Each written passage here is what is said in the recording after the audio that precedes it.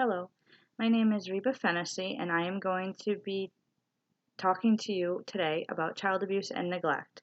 I will also discuss who are mandated reporters and how to report suspected abuse and neglect. I have been in the early childhood education field for 9 years now, and thankfully, I personally have never had to file a 51A. As an early childhood educator, it is important that I and other educators know the signs and symptoms and how to file if need be. I thought it would be a good educational topic for you all, and I hope at the end you are more knowledgeable in regarding child abuse, neglect, and how to report if you think a child is in danger.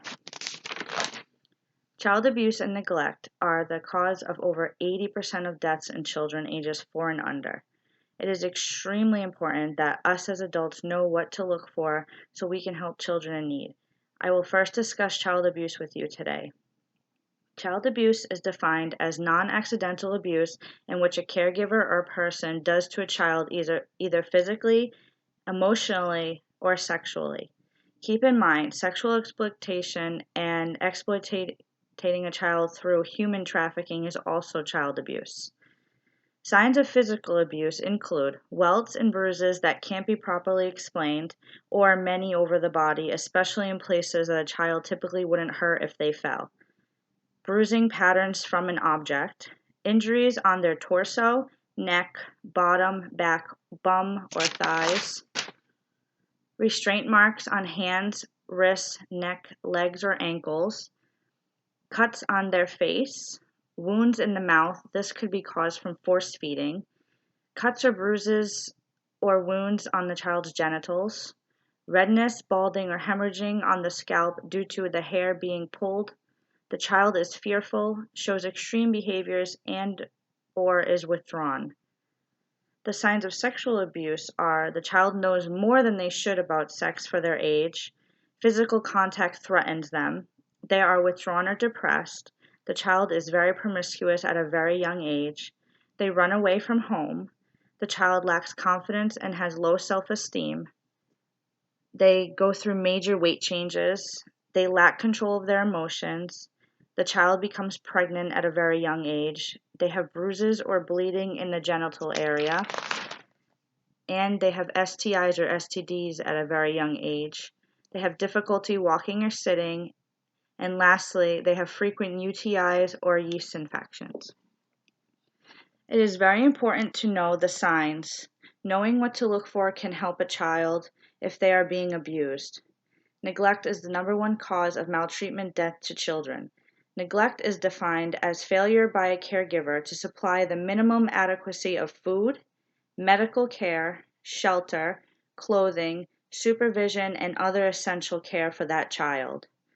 Signs of neglect include a child who is not appropriately dressed, an example, not wearing warm clothes during the winter or short sleeves, tank tops, and shorts during summer hot months. They are often sleepy or hungry. Sometimes they will beg for food or want to steal money for food.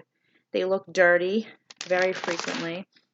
They are not properly supervised by an adult, does not have proper medical treatment, lives in unsanitary conditions, and the child has learning problems that are not linked physically or psychologically to a problem.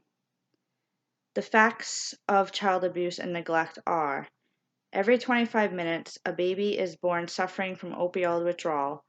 Abuse and neglect kill 4 children in the United States every day. It's very sad. 80% of children maltreatment deaths are children under the age of 4. This is because most of these children cannot speak for themselves. 70% of all reported sexual abuse happens to children under 18. 1 in 4 girls are sexually abused by 18, and 1 in 6 boys are sexually abused by 18. 92% of filed cases are the parents in which they are the abusers. Most of the time, the abusers are people that the child knows, and this is very sad. This is the statistics of national child abuse. In the large blue square, we have neglect, which is 74.9%. Next, there is physical abuse, which is 18.3%.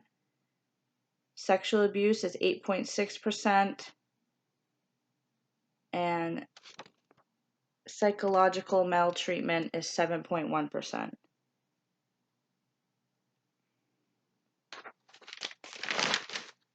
Now that you know the definitions and signs of child abuse and neglect, it is important to know who the mandated reporters are. I myself am a mandated reporter because I work with children.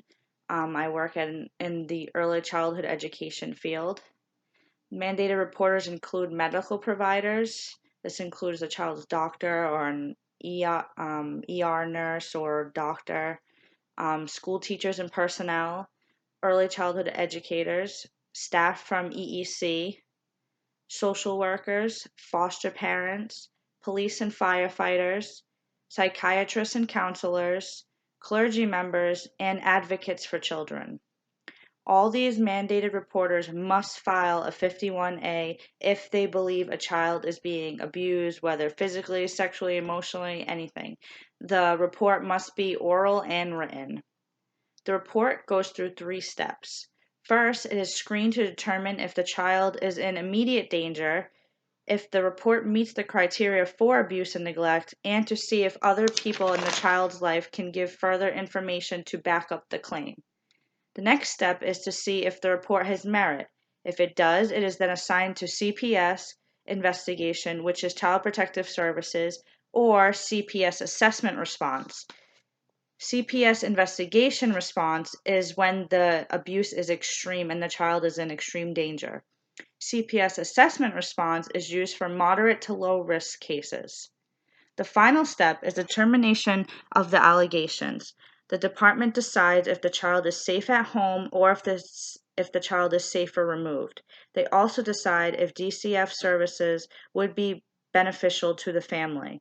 In this case, they work with the family. They create a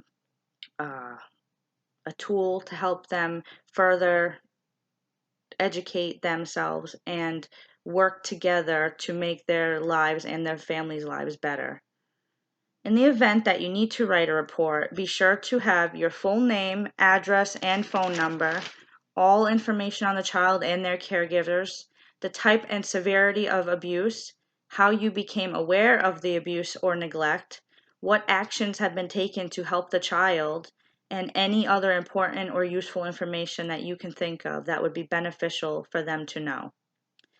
The fact of the matter is, children everywhere in the United States are being abused and neglected. The stats are sad facts that we together must face. We must make ourselves aware of the horrors in hopes that when faced with these signs, we will be able to take a stand for the children.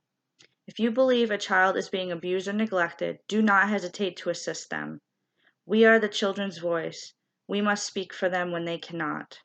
You can contact the Massachusetts Department of Children and Families at phone number 617-748-2000 or at www.mass.gov/DCF.